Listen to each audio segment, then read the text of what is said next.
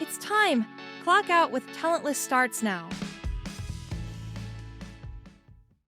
Recording in progress. Well, hello everyone. Welcome to Clockout with Talentless. Another great show we have for you today, where the biggest names in talent and HR kick off their shoes and tell us their story and their journey. No real crappy buzzwords today, no HR speak. We're just going to dive in. And tonight, I'm so excited to be joined with Julia Arpag, who is the CEO and founder of Aligned Recruitment. And if you haven't heard about it, I don't know where you've been, probably under a rock.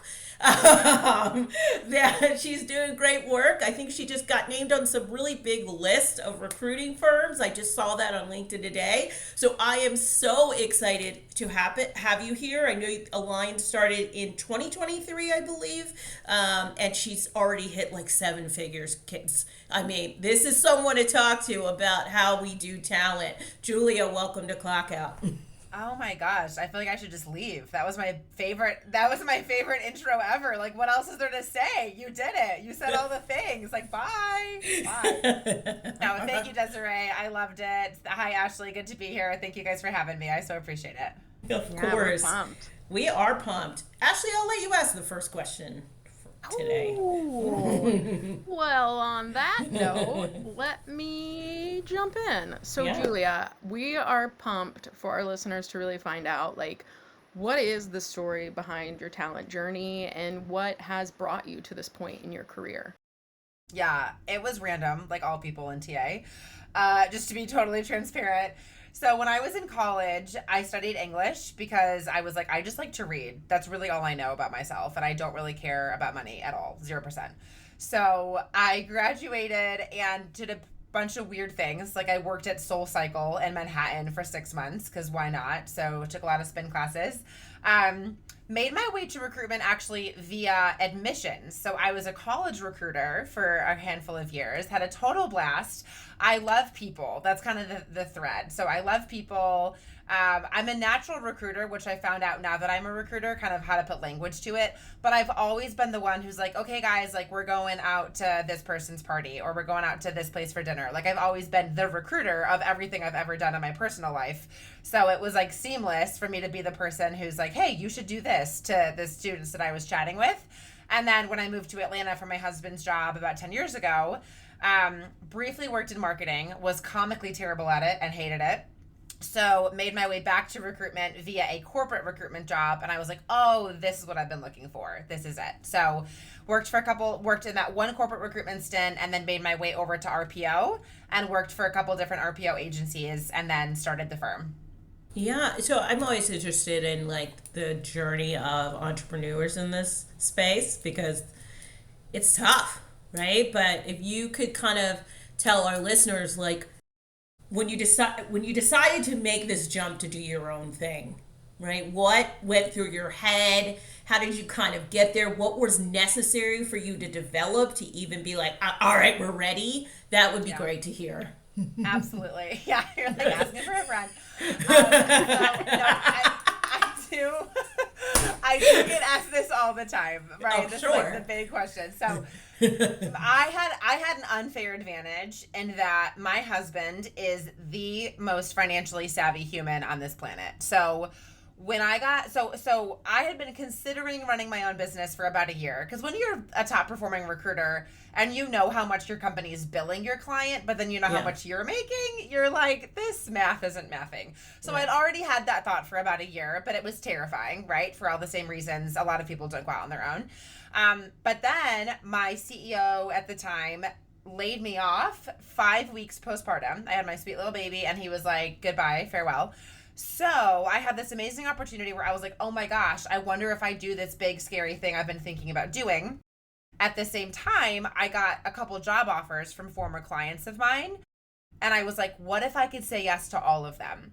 So it actually felt more scary to say yes to a W-2 where I only got to take that one salary versus saying yes to those. I had 3 former clients come and offer me jobs. And instead, I converted all 3 of them into my first 3 clients of the agency. Yeah. So it was like there was immediate momentum right off the bat. So that really is what kind of got us off to the races. And then because my husband has been so financially savvy, we had this big personal safety net financially where I was like, okay, I'm going to give it a year. Worst case scenario, I crash and burn. Okay, I'll go and get a regular person job. But we had that safety net that gave me the time to be able to at least try it and see if I could do it. Nice. That's awesome. That's amazing. A part of your story that I love that I think people don't think about is, one, entrepreneurship is hard. Like, it's so hard in general. And getting clients is hard. But it's interesting how many people I've seen move from talent, have excellent ties because of their work ethic and the product that they brought, and now they're thriving in their own business, pretty much referral based. And so we've spoken with Erin Riska, very similar, myself at DEI Labs, like really and truly, that's how me and Desiree's relationship really flourished as well. So I think that that's kind of in a weird way, such a beautiful call out for the entrepreneurship like path for anyone that is in TA and is like, I don't know if I could. In a weird way, because of what we do, we're actually positioned in really great places to be able to start a business. We know people, we're connectors. You know, we're just people. So in a weird way, I actually love how much that you share that, and especially the referral based business launch, because that is something that I hope more people who do think I want to go out there and do that. I think it's something we don't think about, is like how, you know, we might actually be able to have a little bit of a cushier launch pad, maybe, I don't know, than some others. Well, if you're any good. Yeah, if you're good. If you're a bad recruiter, Right. creating your own firm won't solve that problem. That is correct. But if you're a good recruiter, yeah, like obviously your clients are going to come to you and be like, you're the reason I liked working with your firm. So I will now just work with you at your new firm. So yeah, that is, you're 100% right. It is a perfect profession that can pretty seamlessly launch into a solopreneur practice. Whether you want to scale your team or not, you can at least, you know, hang up a shingle and do it yourself if you have a good reputation in the market.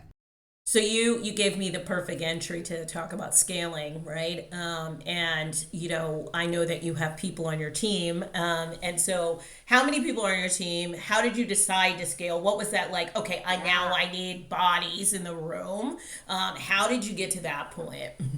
So we actually had the craziest intro to scaling. So at the beginning, the reason I picked Aligned Recruitment as like the branding is because a friend of mine who I worked with years and years ago, she approached me and she was like, hey, I know you just got laid off. Will you come be a co-founder? I have a name and like a really bad website. That's it.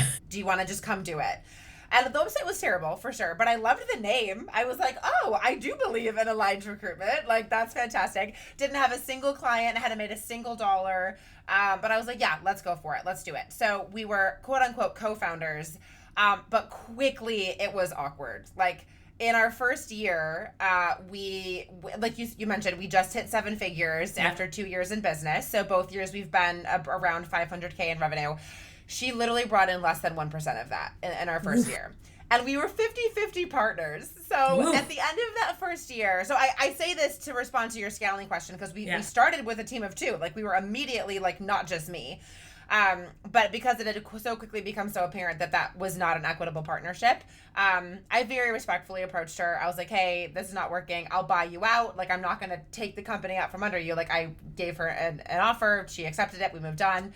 But that kind of gave me a unique entrance point where I was like, okay, I like haphazardly said yes. I was like, why not? So now I am so careful about who I bring on my team. I have right now a team of 3 people on the delivery side. So I have a director of recruitment and I have 2 sourcers. And then we're currently working on bringing on another recruiter. And then I have 2 people on the operations side, kind of back end support. And that is the perfect size for right now. It's actually bigger than I even anticipated, because we've been bootstrapped and profitable since day one. So we only buy things and pay people if we have money. Like I know a lot of people like credit cards. I don't like credit cards. Like I pay you with the money I have in my bank account. So that was a very intentional decision that I made. And I think having that experience with my original co-founder made me so careful about scaling and really being very intentional. Right. Lesson learned. That's awesome. That's one of the awesome. things I will even say at DEI Labs, where it was been like, at what point do we actually turn it over to people? Because like we were profitable, but just by like an inch, and it was just enough work Yeah. to like maybe need another person. But it is Right. that thing of I don't like living off credit cards either. And if I'm about Right. to ask someone to dedicate their life to my dream, I better already have your salary in a bucket lined up, ready for you to go, or else I'm not going to ask you to come. Exactly. Yeah, and so it is something that's so interesting as far as how do you keep taking on this workload, or do you get a business loan to like, it's just such a weird dynamic and such a weird constellation of decisions. Something I never thought of, but it is very much, you're exactly right. If you're scaling with the wrong person, it's going to be hard. It's going to Very be hard. brutal. And it was like that first year, like I'm so grateful for all our success, but it was definitely messy. It was definitely messy behind the scenes. So the second year where I've gotten to make all the decisions, call all the shots, kind of set my own vision has been huge and so much freedom. And I've absolutely loved it. That's Yeah, great. I know that I just saw that, and I mentioned the list in your intro, but being successful like you are in such a short period of time. I mean, it's astonishing to me that you've really truly done this in 2 years.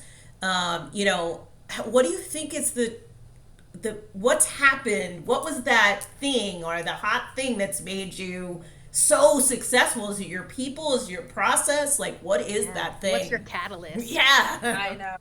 Okay, so remember when I told you I got an English degree because I didn't care about Yes. money? So it turns out if you know how to write, you can make money from that. Like people will pay you if you can communicate well. So I really think the catalyst for me was the fact that I have been very transparent on LinkedIn about our whole journey. Like the reason I got all those job offers is because I posted on LinkedIn. I was like, I was just laid off. Guys, what's up? Like, who's available? So I think because I did that, I got all these people from different parts of my life who were like, oh my gosh, like you're available. Like, here's a job offer. Oh, let me introduce you to this person. Oh, let me like make this happen for you. And so that set the tone. That's what we've done every single day at Aligned Recruitment as I post candidly. Like you mentioned today, I posted about, we just won the #1 spot on Hoxo's list for the top 100 most influential TA leaders for the second time this year because I'm just like communicating. I'm just sharing what's happening, right? Like beautiful things are happening at every recruitment agency right now, but they don't all have someone who's like shouting it from the rooftop. So I think that's been a massive catalyst for us is just that, hilarious English lit degree I got being put to work basically is what's going on. And prior to starting the business, it really was the fact that I just am a good recruiter, like just to be totally honest. Yeah. I've been a top recruiter on every team I've ever worked on because I genuinely care about people. Like I'm actually insatiably curious. Like it kills me that I have to not ask all the illegal questions. Like I want to know, like, are you married? Do you have kids? Like, where do you live? Like, I really want to know, like, everything about you. Like, we're on a coffee date, right? And I can't do that. So for me, recruitment is like a very natural extension of who I am and what I value and that I actually do want to know about people. So I think that's what's driven the success. That's awesome. That's awesome. That was a great answer, and I know everybody probably can resonate with that one. All right, let's move to the second one. Ready? Question number 2. Is there Lay anything it on us. you would change or warn others about as they start their journey? Either, and I'm going to give you, because you have the other thing, so in their journey on entrepreneurship, soulpreneurship, recruiting, or, our HR, or any of the things that you're so involved in. Yeah. What's the one thing? Yeah. So I'll give an answer both for if you're just starting out in recruitment and for if you're just starting out as an entrepreneur. So if you're just starting out in recruitment, I would say do an energy audit. Like figure out what things actually bring you energy about TA/HR and what things drain you. Yeah. And the reason I say that is because where your energy is draining you, that is not your zone of genius. And if you keep spending time there, you're not going to be happy and you're not going to make as much money. But if you focus on the things you love and that bring you joy, maybe you don't have space to expand your role in your current position in doing that, but now you know what to look for your next position, or you know what kind of company you want to start. Like if you want your focus to be solely on, HR is massive, right? There's so many aspects of TA and HR. So the more you understand what actually lights you up and what you actually enjoy, that's going to give you clarity that that's what you're going to pursue. So that's number 1. And then anyone who's a new entrepreneur or considering entrepreneurship, I would just say, get comically good at sales. Like, you just have to learn how to sell. I didn't sell a thing to anyone a single day of my life prior to starting the business. And so that was the thing that scared me the most, is I was like, I know how to recruit. Like, I'm confident I can do that. But how do you get the clients that you then recruit for? Like, once you're out of referrals, once you're out of clients that you already know that are coming to you, how do you create a sales engine? So that was the huge skill set that I had to gain, and I'm still gaining. Like, I'm absolutely nowhere near, like, I've, check, accomplished. I know how to sell the things now, but I have really built that muscle. And so that's the best advice I can give to anyone considering entrepreneurship. Oh, you gotta tell I know us. Ashley has.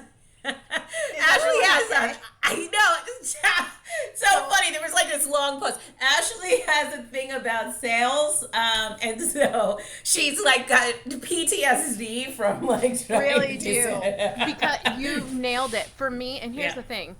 Same bucket. I was the best recruiter every single place that I've ever worked. And I do not speak for me. I let my work speak for me.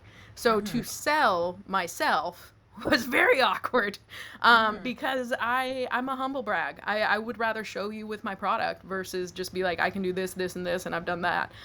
It's just a weird space for me. And I'm also, because I'm also teaching essentially like equity and inclusion and like things that should naturally, within humanity and people business kind of be there.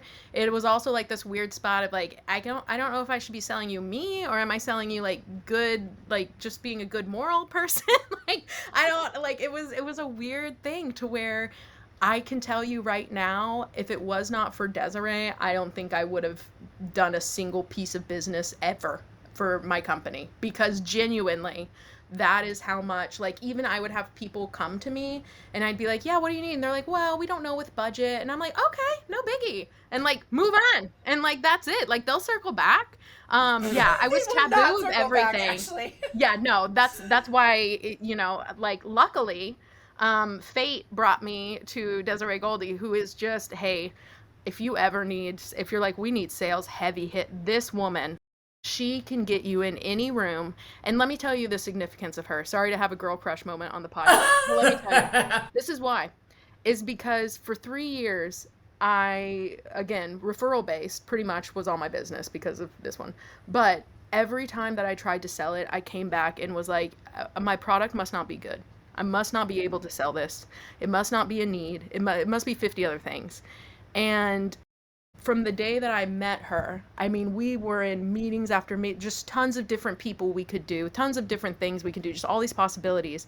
And all of a sudden people were interested. And I remember just feeling like overwhelmed with gratitude, like literally crying, because I was like, it wasn't the product. It wasn't everything that my brain has been building and working for. It was my complete inability to sell.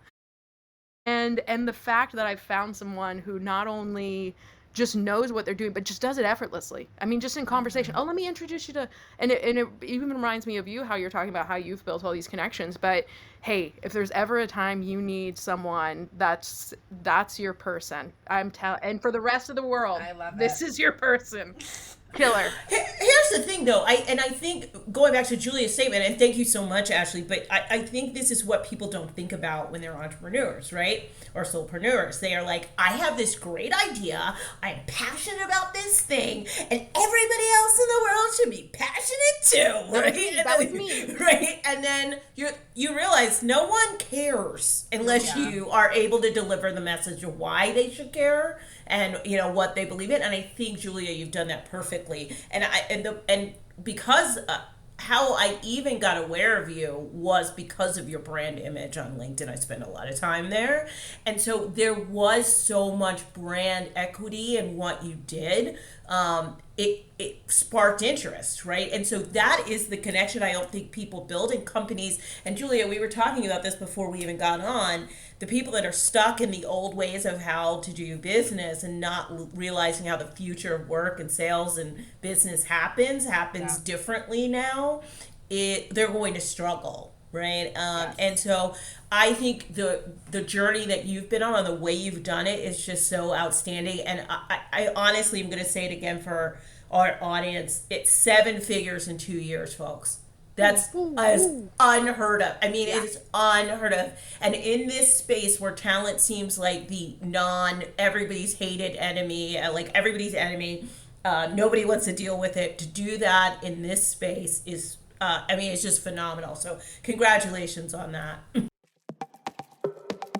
This episode is brought to you by DEI Labs, re-educating corporate America with immersive, data-driven DEI training for HR and hiring pros. Ready to shift systems and spark real change?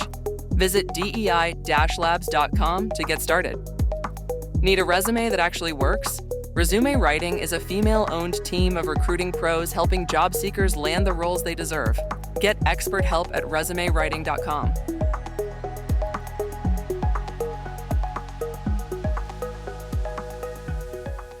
Can we also just take a pause and look at this call right now? It is 3 women who are experts and I take caution to the term expert, but honestly, in their fields, they're respected in their industries. This call alone holds how many figures? 7, 8, 9, however Amen. many we have. Amen. Y'all, whenever we Y'all. say Julia knows what she's talking about, we mean it. Look at this call. Just look at this call.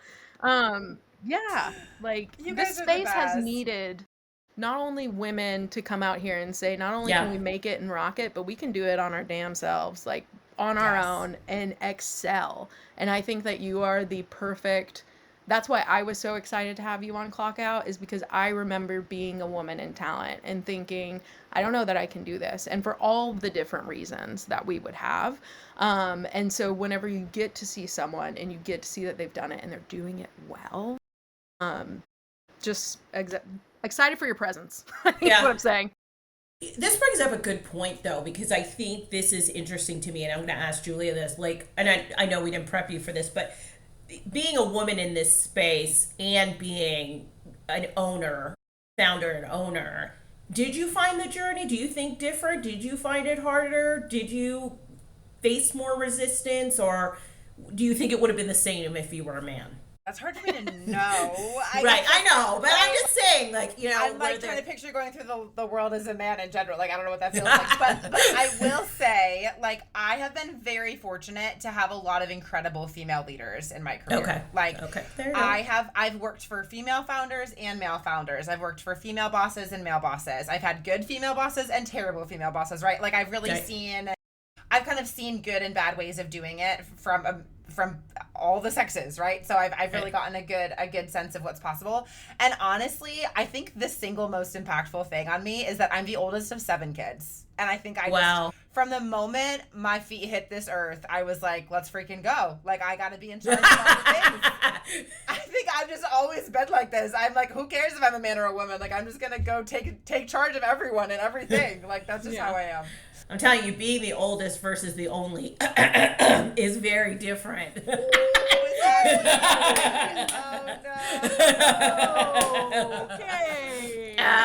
But yeah, I do think it makes a difference, and I do think, especially the oldest of 7, that's God bless. Yeah, Jesus. that's a best. Y'all, now that I'm a mom, I have 2 children, y'all, and I'm dying. I'm dead, okay? So my mother, I'm like, why? Every time I talk to her now, my only question is why? Literally why? So, yeah, I agree with you. She's a little tip. But here we are.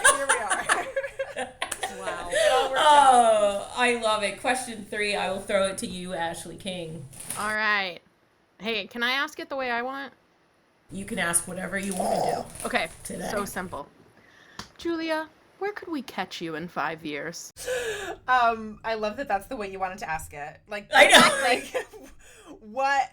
Great question, but was it the tone? What was the other Was it version? words? Yeah, what was the It other was so version? many things. Don't get involved in this hoopla. This is the other version. Where can hold on? She does write it. She reads it specific. She's you'll learn this. She's much better at everything than me. Literally, I'm the It's trash not bag. true, but I'm the trash bag that Brag, just shows the up. humble. Oh my gosh. But I think the actual question is, where do you want your entrepreneurial talent or influencer path to go? Journey. See what I'm saying? Where can we catch you in 5 years, So many words. Oh my gosh. No, I love it. So I will continue to be the CEO and founder of Aligned Recruitment unless I've gotten a fabulous offer to buy it for $1 billion. In which case I will say, yes, you may have it. Yeah. Do you have a price? I put a price on DEI Labs. I'm curious if you have your. Do I have a price right now today after just 2 years? Oh my goodness. I'd have to crunch the EBITDA numbers. The EBITDA. I don't know. I don't know. My sellout in this moment is like 8 mil. I'll sell you for 8 mil. I love that, girl. Take it. Take it and run. I'll take it for 8 mil. Go. But yeah. Get out of here. Yeah. How'd you land on that number? How did I get that number? Yeah. That's an excellent question. So, at the tender age of 20, I decided if I did the math, $8 million I could live off the interest. And then now I have 2 kids, so I might need to skew it a little, maybe go up to 10. But $8 million had absolutely nothing to do with EBITDA or like the product or anything that even made sense. I just knew whenever I was 20, I wanted to make a lump sum of $8 million because I could live off the interest. And I was like, that's all I need. I need $8 million. I love that. Yeah. I mean, the fact that you've had DEI Labs for 2 years and you're like, yeah, now's the time to sell for 8 figures. Like, I love that confidence. Or for 8 million. I love that confidence. That's amazing. Honestly, the day it was just an idea. I was like, can I sell it to someone now? I'll put it on a napkin. Like, whatever it takes. But yeah, I love that for you. I love that for you. I'm here for that. So, okay, wait, hold on. We got But let me ask you this question to bring it back. Sure, if you in 5 years, is there a staff of 20? Yeah, are you global? Like, what is the plan and trajectory you would like to see? Yeah, what are we even doing here? Yeah, no, that's a great question. So to be honest, I used to have revenue goals and now I don't because I found that it was taking my focus off keeping the main thing. And for me, the main thing is, number 1, I want to remain profitable.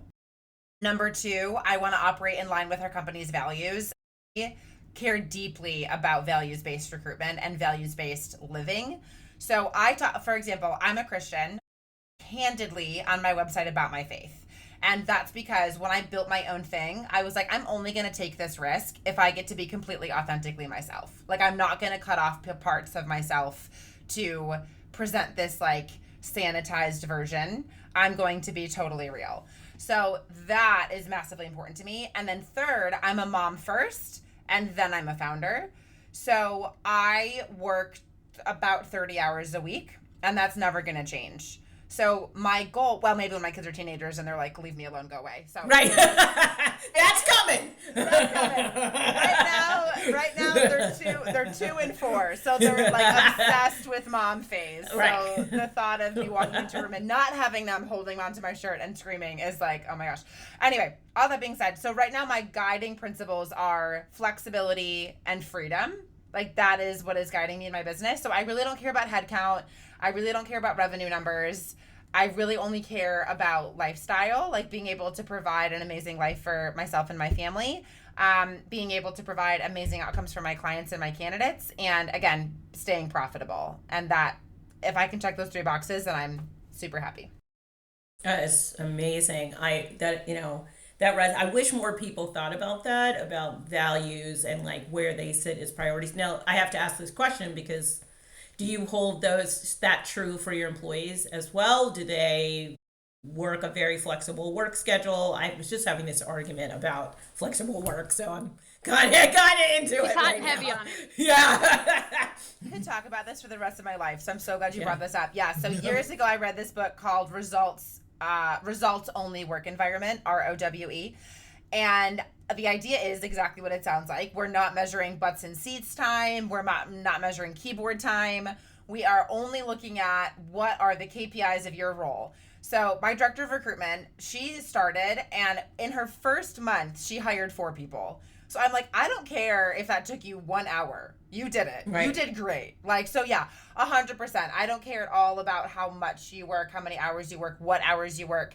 We only have 1 weekly team call, and I just ask that everyone's there for that 1 half an hour per week. And then I have 1 one-on-one with my 2 direct reports, and then the 2 of them have one-on-ones with their teams. Outside of that, as long as you're doing what we agreed you would do when we hired you here, I'm thrilled. I'm super happy. So no, that awesome. Very much applies to the entire team. I feel very, very strongly about that. That's great. That's great. That's amazing in this world that we live in, and seeing so much return to office and all the craziness, which I think I've voiced my opinion on this a lot, but I'm not a proponent of for so many reasons. That is awesome, and I really appreciate that you're doing that. That you live but you also do that for your employees is super, super, super, super authentic, and will probably make people work for you forever. So that's great. That's awesome. So they are geniuses. So I'm like, literally, my operations manager, I was like, if you're ever thinking about quitting, I need you to give me 6 months notice and then ultimately decide not to leave because I need you to stay. So yeah, that is my goal. That is awesome. That is awesome. Yeah. That is fantastic. Any last words, Julia, as we wrap up this next version? Any next last words? Oh my God, today is a Friday. Any last words, Julia, as we wrap up this episode? No, I think we covered it. Y'all have been an absolute blast. I really am like still blushing from all the kind words, and I really loved just like you said, Ashley, like getting to chat with like two genius women in this space. Like this was so fun. So great news. I'm the only Julia Arpag on LinkedIn. So I am not going to be hard for you to find. How cool is that? Yeah. That is cool. It's so cool. It's so cool. And then number 2, our website is alignedrecruitment.com. So check us out on both of those. Thank you so much. And we enjoyed having you. And honestly, this was a story I was waiting for. So thank you for clocking out with us today.